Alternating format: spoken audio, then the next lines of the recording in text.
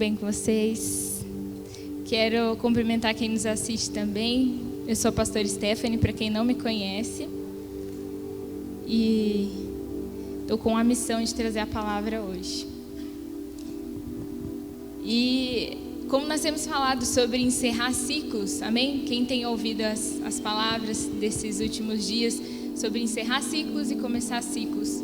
E ontem, quando eu estava orando sobre essa palavra, Deus me trouxe sobre os ciclos da nossa vida natural, né? Quando a gente é criança e vai mudando de fase, e assim como na nossa vida natural a gente tem ciclos, na nossa vida espiritual também, né? Nós também temos fases. E antes de começar, eu queria ler com vocês em 1 Coríntios, capítulo 13, versículo 9.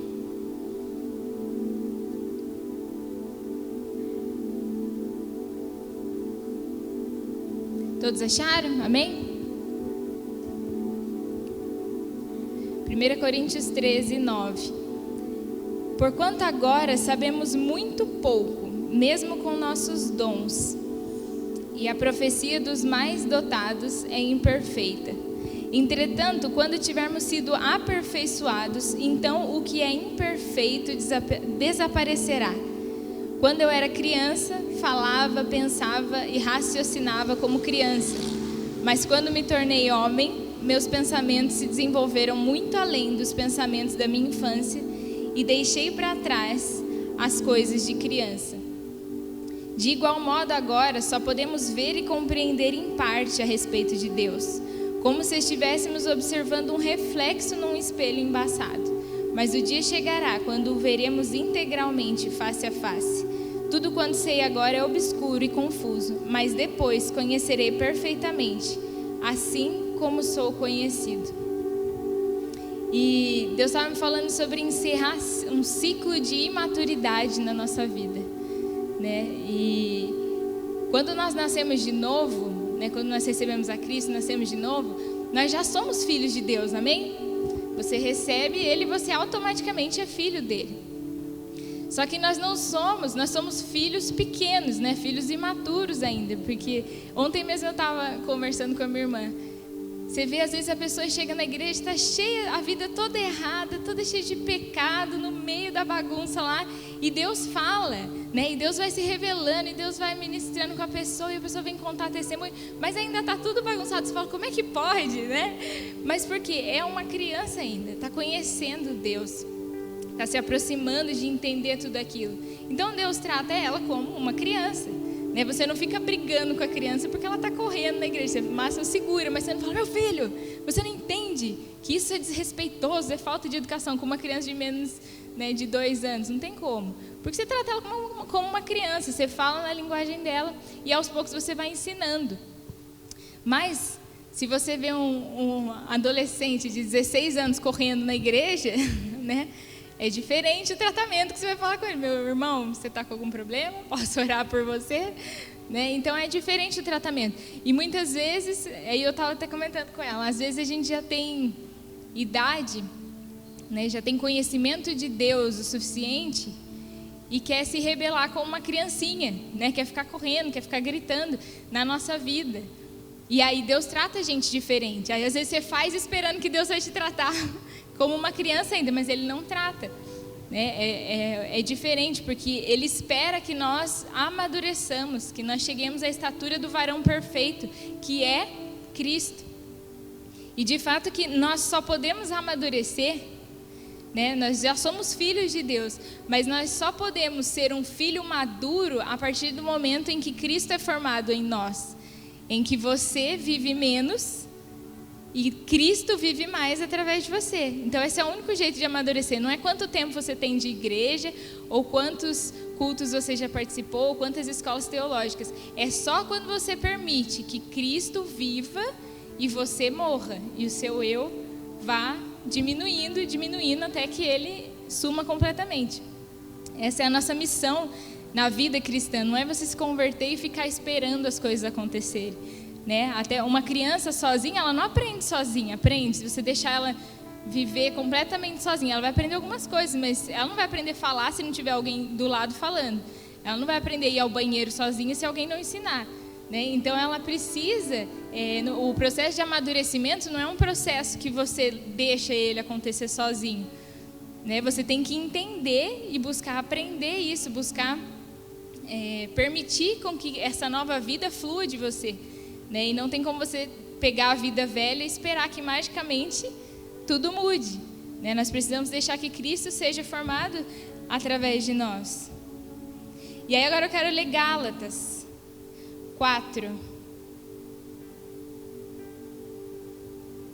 Gálatas capítulo 4, versículo do 1 ao 5. Lembrem-se, porém, disto, que se um pai morrer e deixar uma herança para o seu filho pequeno, essa criança, até crescer, não difere de um escravo, apesar de ser o dono de tudo. Ele tem que fazer aquilo que os seus tutores e administradores mandarem, até atingir a idade determinada por seu pai.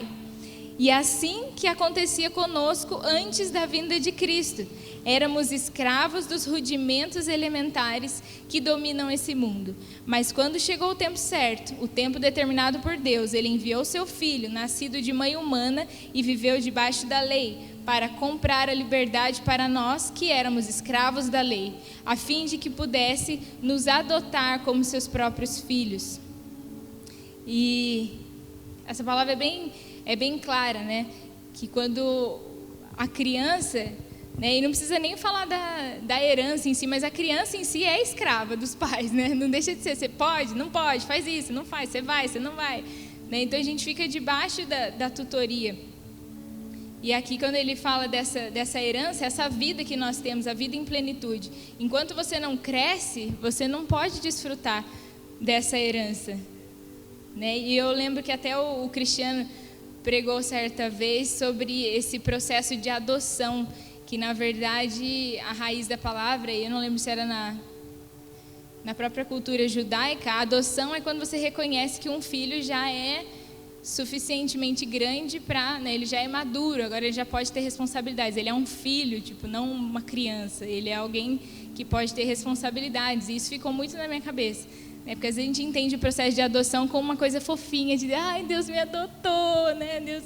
E nessa vez, ele falou isso, eu falei, realmente, faz muito mais sentido, porque ele toma você e fala, agora você é meu filho. E como eu disse, esse processo só pode acontecer através de Cristo. Quando ele olhar para você e ele vê Cristo em você, ele fala assim, não é mais aquela criança que fica brigando com o pecado, que fica correndo de um lado para o outro. Eu estou vendo o meu filho, eu estou vendo Cristo ali nessa pessoa. E somente através de Cristo nós podemos abandonar a escravidão das nossas vidas, né? Deixar de ser escravo do pecado, de ser escravo de você mesmo, de ser escravo das suas vontades. Então é tempo de começar a crescer como igreja, como sonho de Deus. O apóstolo Hélio esses dias disse que ano que vem nós fazemos 10 anos de sonho de Deus, né? Não sei se todo mundo sabe, mas que até os 10 anos nós ainda éramos crianças, né? Com o ministério, nós ainda estávamos nessa primeira fase, e agora nós começamos a entrar na adolescência, que é a fase crítica, segundo ele também, que ele sempre fala, o que você faz dos 10 aos 20 determina o resto da sua vida. Porque até os 10 quem manda em você são seus pais. Dos 10 aos 20 você começa a construir sua própria história. E Deus me falava sobre isso, sabe? Que é um momento da gente como igreja crescer, amadurecer, sair do estágio infantil e começar a tomar consciência de quem nós somos como sonho de Deus. E você na sua vida também como filho de Deus, como parte desse propósito, começar a amadurecer. E o engraçado é que com 11 anos, né, os judeus fazem o bar mitzvah, que eu também estudei um pouco sobre isso, estava conversando com os adolescentes, e com 11 anos, tecnicamente, é tipo como se fosse a maioridade deles. Eles começam assim, agora você já é um menino formado, você está se preparando para ser um adulto, então ele já tem algumas responsabilidades, ele não é mais tratado como criança, ele já participa da liturgia dos cultos deles lá, né, de todo... a cerimônia lá, ele já participa, ele tem as suas responsabilidades dentro da sinagoga. Então, ele falou uma coisa, o rabino que estava explicando lá, falou uma coisa muito interessante, que não adianta você querer formar um adulto quando ele fizer 18 anos. Fala, agora vamos fazer um curso intensivo de como ser um bom adulto, como ser um adulto de caráter. Quando ele fizer 18, ele já é adulto, né? Não adianta, não dá mais tempo, ele já está formado como adulto. Então, que esse é realmente o tempo, e eu achei isso muito incrível, porque a gente não faz isso, né? A gente espera eles crescerem para ver se vira alguma coisa, né? Quem sabe com 18 anos ele aprende, né? Quem sabe? Eu falei esses dias que às vezes dá vontade de congelar eles com 10 anos e descongelar com 20, para passar essa fase difícil quietinho. Mas não tem como fazer isso, a gente precisa formar. Então, como igreja, nós estamos entrando nessa fase, sabe? De se formar aquilo que nós vamos ser. Até aqui nós temos aprendido do Senhor, andado, né, ouvindo a voz dele, aprendendo, né? Agora nós vamos continuar aprendendo, mas a gente tem que começar a demonstrar um pouco de maturidade. A gente tem que começar a participar daquilo que ele está fazendo, né? É tempo de amadurecer. E outra que eu estava orando esses dias e Deus me falou é que nós somos filhos desobedientes. Ele só falou isso, filhos desobedientes. Aí o que foi a primeira coisa que eu pensei? Verdade, Jesus, os adolescentes, nossos pais estão reclamando tanto que é da desobediência, da rebelião, né? Filhos desobedientes. Ele falou, não, são vocês que são os filhos desobedientes. Os pais, né? Aí, e começou a me falar que o filho, eu não tenho filho ainda, mas como eu trato muito com os adolescentes, então eu entendo um pouco da rebelião ali, da bagunça que eles fazem. E os pais vêm me contar também para a gente trabalhar junto. E ele falou assim, muitas vezes o pai reclama da desobediência do filho, mas quantas vezes eu já falei e ele anda em desobediência? Só que a desobediência do pai ninguém vê, né? Porque Deus falou para você, você não faz, fica por isso mesmo, né? Não teve alguém que desceu e deu uma ordem para você na frente do seu filho e você descumpriu. Não, a sua desobediência, a nossa, é oculta, né? Você continua andando como se nada tivesse acontecido. Agora a criança, quando desobedece, aí você vai lá e corrige. Menino, rebeldia é essa, que não sei o quê. E você não está andando em rebeldia com Deus, com aquilo que Ele te mandou fazer, com aquilo que Ele espera de você? Você não está sendo... Você fala para o menino, você é egoísta, divide as coisas com seus irmãos. Você não é egoísta naquilo que você tem, né? Os seus recursos estão em favor da obra de Deus, estão em favor do seu irmão do lado. E o que o pastor Anderson pregou na semana passada também, né? Sobre se você não é generoso na sua casa... Né, que a generosidade é algo que está em todos os âmbitos da vida. Se você não é generoso na casa de Deus, você não é generoso na sua casa e vice-versa. Então nós temos que parar de fazer essa pirraça com Deus, né, silenciosa. É uma pirraça silenciosa. Você escuta e sai andando e bate a porta na cara de Deus. Não fala, não cumpre aquilo que você foi chamado. E aí eu queria refletir com vocês um pouco sobre homens maduros ou pessoas maduras com atitudes infantis. O que acontece? Todo mundo que conhece alguém, né, que tem assim visivelmente atitudes infantis sendo grande. Um é que não quer sair da casa dos pais, né? Não estou falando especificamente de um caso ou outro, mas que não quer. Aquela pessoa, o cara já tem 300 anos lá e não quer sair, entendeu? Ele tem idade para fazer sua própria vida, resolver, mas não quer sair, né? Até esses dias um colega meu me contando uma história que um tio dele falou isso, falou assim, mas a mãe que era a avó desse menino, ela faz isso, faz aquilo, não aguento mais, e ele mora junto com ela. Aí disse que o menino virou para ele e falou assim, tio, é fácil, muda para uma casa só sua. Aí ele falou assim, é isso mesmo que você falou? Porque... Mas é a verdade, entendeu? Você fica lá reclamando. Então, muitos não querem sair da casa dos pais. E aí, o que acontece? Isso, né, pensando no lado espiritual, ele não tem disposição de edificar a sua própria casa, edificar um altar para ele, né? Muitas vezes, ele espiritualmente, ele já tem sua família, já tem sua casa, mas não tem a disposição de edificar um altar. Aí volta naquilo que o pastor Anderson falou, que quer o altar congregacional, mas não quer edificar o altar na sua casa, quer morar na casa dos pais, né? Não, aqui tá bom. Não, mas faz o altar familiar, mas edifica na sua casa, mas dá destino para os seus filhos. Não, né? Na casa do pai tá bom, vamos ficar aqui mesmo, né? Aí os filhos se alimentam só na casa dos pais, tem esses folgados também, né? Que come tudo na casa do pai, faz tudo na casa dos pais. Então, e não edifica a sua casa, sabe? Não tem disposição de se doar para essa obra que é edificar, e que é algo que Deus espera de todos nós, que a gente edifique a nossa casa, que essa casa aqui, igreja, né, o templo, o congregacional, seja só a junção das outras casas. Outro ponto, de adultos com atitudes infantis, ainda depende do dinheiro dos pais para viver, do recurso dos pais, para comer, para fazer tudo, né? Ainda depende. E quando espiritualmente a gente é imaturo, nós ainda dependemos da comidinha mastigada do discipulador, né? Do alimento mastigado que o pastor traz no domingo, daquilo que é falado de conferência em conferência. A gente só depende disso. A gente também não quer renunciar para fazer a sua própria comida, porque assim como no mundo natural, para você ter dinheiro, meu filho, não cai do céu. Não sei se já te contaram, mas você tem que trabalhar, você tem que fazer alguma coisa, né? Você tem que correr atrás. E quando você é adolescente, o que mais você quer é dinheiro na vida. E aí você não tem que trabalhar. Aí você se depara com a triste realidade de que dinheiro não cai do céu e não sai do caixa eletrônico sozinho, né? Eu achava que saía, meu pai ia lá tirar o dinheiro, então vamos lá tirar também. E não é. Então, dá trabalho, sabe? Para você se manter fisicamente, você tem que trabalhar para você comprar comida, para você viver, para você pagar seu aluguel, para você comprar sua roupa. E espiritualmente também dá trabalho, né? Não sei se é um trabalho, porque o nosso único trabalho é morrer, sabe? Espiritualmente, Cristo já fez tudo que tinha para ser feito, a vida plena está disponível para todo mundo. A única coisa que você tem que fazer é renunciar à sua própria vida, né? E esse é o nosso trabalho, que tecnicamente é um trabalho bem fácil, assim, se você for olhar, não precisa construir nada, é só receber. Mas para receber você precisa morrer, você precisa renunciar, você precisa deixar suas coisas de lado e buscar a Deus, né? Você precisa ter essa disposição, e muitas vezes as pessoas não têm a disposição, falam, não, eu vou comer no que me dão lá na igreja mesmo, né? Que nem tem gente que vem pedir dinheiro, já aconteceu algumas vezes na minha vida, a pessoa vem pedir dinheiro, fala, não, vamos lá, vou arrumar um serviço para você, tá precisando de gente, não sei, não, dá R$10 mesmo, tá bom, né? A pessoa corre, fala, você não quer carpir lá o quintal para mim? Eu dou tanto para você. Não, dá o que você tiver aí, não tem problema, né? E aí você fala, vagabundo, não quer trabalhar, não quer...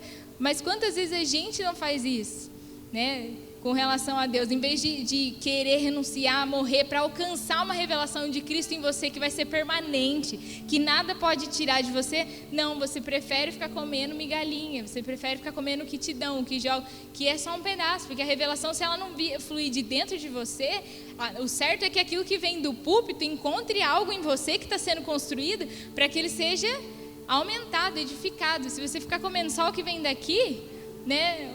E o que vem daí? Aí nunca cresce, só dura um pouquinho, que nem o maná, né? Só durava um dia, não dura mais que isso, porque senão porque não tem consistência. Outro ponto,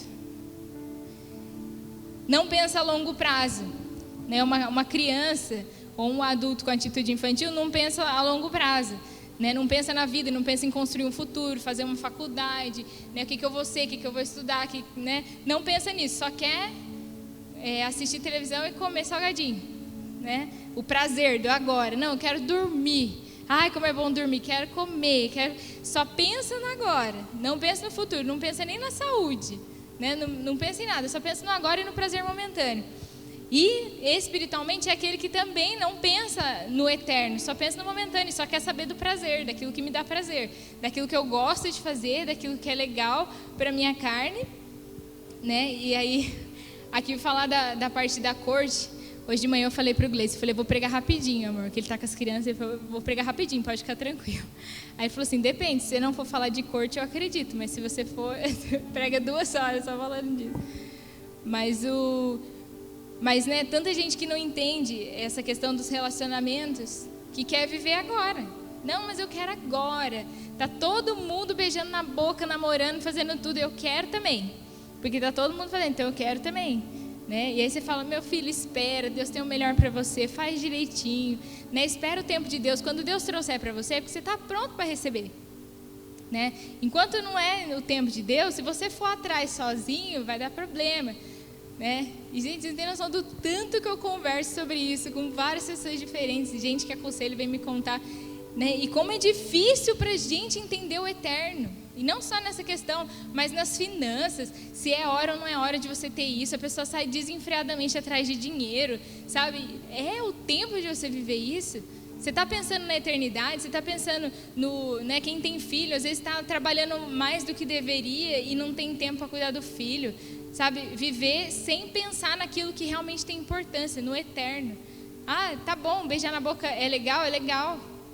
Mas veja as consequências que você vai ter disso, de sair fazendo isso agora, ou de você esperar o tempo de Deus e poder fazer pro resto da sua vida. Eu falei assim, a corte é um investimento muito curto para quem vai passar o resto da vida com alguém. Sabe? O tempo que você espera em Deus pela pessoa certa é um investimento muito curto. Porque o resto da sua vida você pode ser feliz. Ou o resto da sua vida você pode ser vazio. Ter um relacionamento atribulado.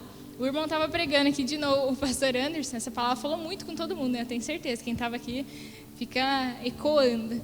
Mas ele falando aqui sobre as dificuldades dos casamentos. E eu pensei duas coisas. Eu falei, Deus, obrigado.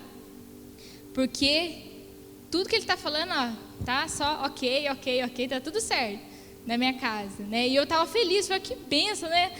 Poder viver isso, ouvir a palavra e saber, nossa, isso está acontecendo na minha vida. E ao mesmo tempo pensando nas pessoas que estão num casamento muitas vezes e que olham para essa palavra e falam, nossa, isso nunca vai acontecer na minha vida. Porque na minha vida é tudo, né, meu casamento é todo bagunçado, meu marido é isso, minha mulher é aquilo, nanã. E eu falei assim, sabe, eu queria mostrar isso para quem ainda é solteiro e está fazendo essa escolha. O que você quer lá na frente? Você quer ser essa pessoa que vai ouvir a palavra e vai desgostar da vida, falando, nossa, fiz tudo errado, agora não tem mais o que eu fazer. Lógico que Deus sempre tem uma saída, mas que é muito mais difícil. Né? Ou você quer ser alguém que olha e fala, amém, estou vivendo a plenitude do propósito de Deus na minha vida, né? Eu sou feliz, independente do que aconteça. Então, entender, pensar no eterno é pensar nisso, naquilo que vai ter valor daqui 10, 20 anos para você, né? Então, pensemos, que nem o filho pródigo. O filho pródigo falou, não, eu quero agora a minha herança, eu quero agora, quero sair, quero aproveitar a vida, quero curtir quando eu estou novo ainda. Né? Aí o que o pai faz? Vai então. Porque Deus não segura ninguém. Às vezes eu queria que ele segurasse a gente, seria mais útil, mas ele solta, ele fala, vai então. E aí só que ele vai, torra tudo que ele tem para torrar. E voltando a falar na questão dos relacionamentos, que é o que eu vivo muito, aí a pessoa volta. E aí volta o quê? Volta com o coração tudo arrebentado, volta com traição nas costas, né? Volta se achando um lixo, volta com filho, volta com um divórcio depois de um ano que casa errado. Então, sabe, volta, mas volta tudo estrupiado. Aí tem que começar de novo, né? Aí tem que ser, sendo que às vezes na hora que a pessoa está voltando, era a hora dela estar começando a viver a plenitude da vida dela, né? Mesma coisa, você vai atrás de finanças do jeito errado, fora da vontade de Deus, com o seu próprio esforço, você vai fazer isso, você vai, até que você volta. Tudo que vai e volta. Eu falo isso. Muita gente sai da igreja, como o apóstolo falou ontem, sai rebelde, brigando, falando mal, e não sei o que, nananã. E volta, depois volta, porque não tem o que a gente fazer. Se você conhece a verdade, uma hora você vai voltar. Que nem o filho pródigo. Quando ele caiu em si, a Bíblia fala, né? E caindo em si, aí ele começa a voltar. Então, não sejamos essas pessoas que infantis, né? Porque você olha para ele e fala, nossa, que menino ridículo. Né? Por que ele fez isso? Ele tinha tudo, por que ele fez isso? E quantas vezes a gente não está fazendo isso, buscando só o seu prazer? Não quero saber de me comprometer com a igreja, não quero saber de nada disso. São egoístas, né? Crianças são egoístas, é uma briga eterna para fazer elas dividirem as coisas. E a gente, quando espiritualmente é infantil, a gente é egoísta, não sabe viver em corpo, não sabe que aquilo que você faz atinge todo o corpo. Não sabe que quando você deixa de fazer uma coisa que era para você fazer, você também está sobrecarregando outras pessoas. E a liberdade, vocês já perceberam que a liberdade só vem com a maturidade. Só quando você faz 18 anos que você é livre, né? Para fazer o que você quiser. Todo mundo fala, não, agora eu sou dono do meu nariz. Desde criança eu queria ter 18 anos. Porque todo mundo falava que ter 18 anos é a liberdade, mas a liberdade só vem com a maturidade. Porque para você ser livre, o que é ser livre? É você não ser preso a nada, certo? Nada te prender. Agora, tem um monte de gente que a maioria de vocês, eu acho, quase todo mundo tem mais de 18 anos. Então você pode, você é livre. Só que muitos de nós somos livres legalmente e escravos dentro da gente. Escravo de trauma, escravo do passado, escravo da falta de perdão, escravo das circunstâncias, escravo do dinheiro. Se tem dinheiro eu estou feliz, se não tem dinheiro eu estou triste. Né? Se falam oi para mim eu estou feliz, se não falam eu estou triste. Então você é escravo do medo da crítica, você é escravo do medo de se expor, do que vão pensar de mim. Quantas vezes nós somos escravos dessas coisas? Só que para você ser livre nesse âmbito, você precisa, e de novo voltando a falar de Cristo, você precisa que Cristo esteja vivendo através de você. Porque senão você não consegue perdoar, você não consegue passar em cima das circunstâncias, você não tem uma mente que olha para o eterno e não para o agora. Entendeu? Você só vai ser livre de verdade quando Cristo estiver vivendo em você plenamente. Porque aí bate na sua cara, você dá, né? Bate numa face, você dá outra face. Não tem dinheiro, meu pai é dono do ouro e da prata. Entendeu? Você não tem mais esse pensamento aqui, você vive a vida de Cristo. Então, por isso que a maturidade, a liberdade só vem quando você é maduro. E quando você é maduro, é quando você tem Cristo vivendo dentro de você. Né? A nossa oração também fala da nossa maturidade. A sua oração é só sobre você. Né? Ai, Deus, estou tão triste. Ai, Deus, isso. Ai, Deus, isso. Ai, Deus, cuida da minha família, cuida disso, cuida de Deus, você não viu aquilo lá. Deus, e eu. Isso é conversar com criança. Conversar com criança também você vai falar assim, né? Começa a falar, não, porque eu fui na escolinha, porque eu fiz isso, porque olha o que eu ganhei, porque olha o meu sapato novo, porque olha eu. Você não vê ele conversando sobre nada lá da frente, né? Pensamentos mais profundos. Não, ele só fala sobre o que ele está ali agora. Eu ganhei a bala. Tia, você tem bala? Para quê? Para mim. Né? Então, é sempre assim. Agora, a nossa oração de um filho maduro, quando Cristo começa a ser formado em nós, já é uma oração do que Deus quer de mim. O que eu tenho a ver com o propósito de Deus? Né? O que eu tenho a ver com o sonho de Deus? Por que eu estou nessa igreja? O que eu tenho que fazer? Para onde eu me movo?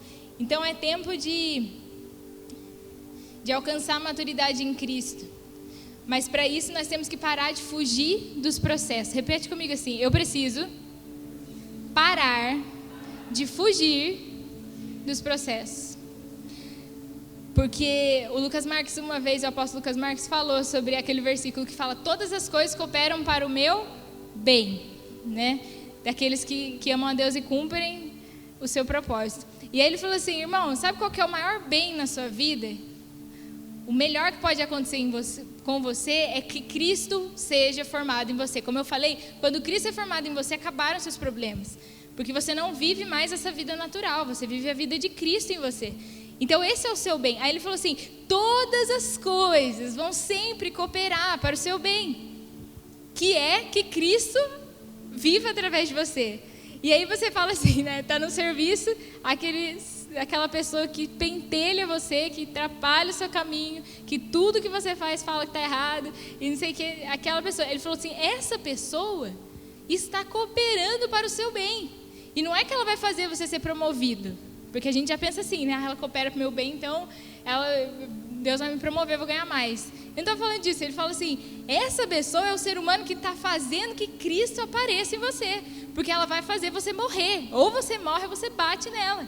Entendeu? Ou você revida o que ela está fazendo. Então, ela está te dando a chance de morrer. Se o seu marido, sua esposa, ele até falou isso, eu estou usando as palavras dele, se está te incomodando, se tem aquela atitude que você não gosta, é porque ela está cooperando para o seu bem, para que Cristo seja formado em você. É a sua chance. Irmãos, de verdade, por experiência própria, passa um dia pensando nesse versículo. Um dia.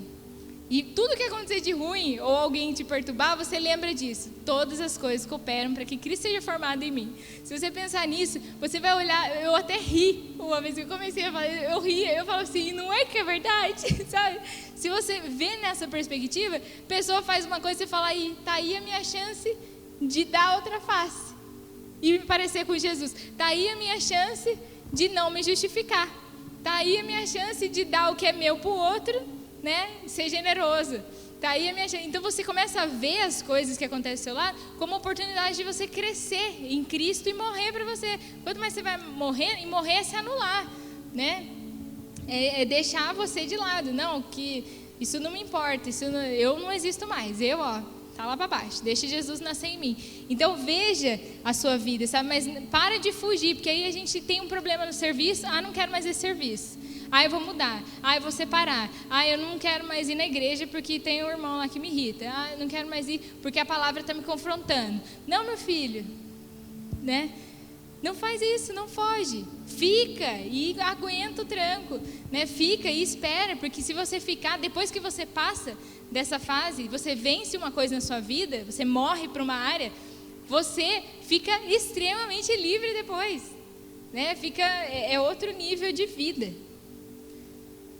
E a sua cruz, quando o Kiko fala muito aqui, né, que nós precisamos passar pela cruz, a sua cruz não precisa ser um grande momento na sua vida, não precisa ser uma grande perda, pode ser, mas você pode ser inteligente e pegar a cruz de todo dia. Não precisa esperar uma coisa gigante acontecer para matar o seu eu. Você pode pegar a sua cruz todo dia, você pode fazer desses momentos o tempo de morrer, né? O tempo da cruz na sua vida. E como eu falei, nós temos que amadurecer. Eu estava falando toda essa parte espiritualmente, mas também tem a parte natural, sabe? Que a gente precisa amadurecer. A gente precisa entender que como o corpo de Cristo, a gente depende uns dos outros. E se você não faz a sua parte, isso é simples, sabe? Eu paro para pensar nisso e falo, cara, isso é muito simples, qualquer criança entende. Que se você está carregando uma coisa pesada e simplesmente você larga de carregar, fala, não, carrega aí vocês, eu vou ficar aqui só olhando. O que você automaticamente faz? Você dá mais peso para aqueles que estão lá. Né? Você saiu fora, não, deixa aqui, vai carregando vocês, eu vou lá no final ver como que é. Então, como corpo de Cristo, muitas vezes a gente faz isso. Aquilo que era a sua responsabilidade, aquilo que você poderia estar fazendo e você não faz, as pessoas às vezes pensam assim, mas se eu não fizer, alguém faz, né? A gente que trabalha com departamentos e muito evento, que tem que produzir muita coisa, eu vivo falando isso. Às vezes a pessoa liga na última hora, está comprometida a fazer tal coisa. Não, vou ajudar em tal coisa, vou fazer isso. Aí liga na última hora e fala assim, então não vou poder ir. Porque não, é que me convidaram para uma festinha de aniversário de última hora, aí eu vou ter que ir lá. Aí você fala, tá bom, eu vou falar o quê? Eu falei até para uma pessoa esse dia, eu falei assim, essa é a coisa de você ser líder de alguma coisa, porque eu não posso sair de onde eu estou, falar assim, eu não vou, né? Tem lá o retiro de adolescentes, estou tão cansada, eu não vou hoje. Não posso, porque eu sou líder do departamento, né? Eu não posso sair fora, se todo mundo me abandonar, eu vou ter que fazer sozinho, eu, Gleice e Zelinda, vamos ter que resolver o problema sozinho, um prega, outro faz oferta, outro faz atividade, né? Se todo mundo da equipe for embora. Mas você não pode sair da sua posição. E aí eu falando para essa pessoa, eu falei assim, se você não tomar essa consciência hoje, de que você assumiu uma responsabilidade, você precisa cumprir com ela, né, principalmente por ser algo que está produzindo para o reino de Deus, né, não é para a Stephanie nem para o apóstolo Eli. Se você não entender isso hoje, você nunca vai chegar à liderança de nada. Porque se você sai agora, como é que Deus vai colocar você como líder? Porque o líder não pode fugir, não pode sair. Não importa o que aconteça. Minha família briga comigo pra caramba, meus parentes, não meus pais. Mas, por que você não vem aqui? Você não vem? Não. Você... Aí eu até falei esses dias, eu não tenho muito dinheiro para investir no reino de Deus. Eu não sou milionária ainda, mas eu tenho tempo. Então é isso que eu faço. Eu estou lá investindo meu tempo. Por isso que eu não estou aqui muitas vezes. Por isso que eu não estou aqui todas as vezes que vocês estão, né? Mas é investir, é saber que eu faço parte de alguma coisa. Então, sabe, é você entender esse sentido de obrigação. E não, obrigação não é uma palavra pesada. De novo, eu vou citar um pregador que eu tenho ouvido muitas palavras nessa direção ultimamente, e o Juan Balistreri, apóstolo também, falando que a raiz da palavra obrigação é de entorno e ligação, ou seja, a ligação que eu tenho com aquilo que está à minha volta, com a comunidade que eu participo, com aquilo que eu faço. Por exemplo, dentro do seu trabalho é uma comunidade, você tem obrigação de chegar no horário, de fazer o seu trabalho, né, de respeitar o colega, você tem as suas obrigações. Ele falou, quando você aceita um cartão de crédito, ninguém te mandou ir lá e pegar o cartão de crédito. Ninguém pôs uma arma na sua cabeça e falou para você assinar. Mas você quis, você foi, você fez. A partir disso, você tem obrigação de pagar a sua fatura. Certo? Então, quando você entrou no reino de Deus, quando você se tornou filho, eu quero fazer parte desse corpo, que é um corpo, né? Ou seja, um corpo que se move, que tem movimento, que precisa de energia. Se você faz parte desse corpo, você tem a obrigação de fazer parte, não de ser uma célula morta. Então você tem essa, mas não obrigação como uma palavra pesada. Não sei se vocês entendem, isso ficou muito claro para mim. É um dever moral, uma coisa que tipo faz parte daquilo, entendeu? Não adianta eu querer trabalhar e fazer o que eu quero, não. Eu me comprometi a fazer tal coisa, então eu vou fazer isso de forma correta. Então, meus irmãos, vamos parar de procrastinar a nossa maturidade, amém? Vamos ser filhos maduros, pessoas maduras, e na nossa vida também. Para de procrastinar o que você tem que fazer, vai estudar, vai correr atrás, né? Mas tem tanta dificuldade, não interessa, é filho do rei, passa por cima da dificuldade, acha uma alternativa, ora, jejua, derruba o muro que está na sua frente, mas não para, né? Não fica procrastinando as coisas, seja um homem ou uma mulher de atitude, né? Grande, adulto, para de se machucar com coisas pequenas, amém? Então vamos levantar para terminar e depois a Adri vai ministrar a ceia. Senhor, muito obrigado, Deus, pela tua presença. Muito obrigado, Senhor, pela tua palavra que nos confronta, que nos alimenta, que nos impulsiona, Deus, para onde nós precisamos ir. Eu te peço, ó Pai, que essa palavra dessa manhã, assim como ministrou na minha vida, que possa ministrar, Senhor, na vida de cada um dos meus irmãos, em nome de Jesus. Deus, eu quero quebrar agora, Senhor, o ciclo, encerrar o ciclo de imaturidade nas nossas vidas, um ciclo, Senhor, de atitudes infantis na nossa vida espiritual, na nossa vida natural, em nome de Jesus. Nós queremos ser filhos maduros, filhos em quem o Senhor pode confiar e descansar, que nós vamos fazer aquilo que precisa ser feito, Pai, e que o Senhor não precisa falar 2 vezes com a gente, mas que nós possamos ouvir e obedecer a sua voz, sem se queixar, sem reclamar, Senhor, sem procrastinar as coisas, em nome de Jesus, Pai. Eu oro para que essa palavra fique, Deus, no coração de cada um, e que durante essa semana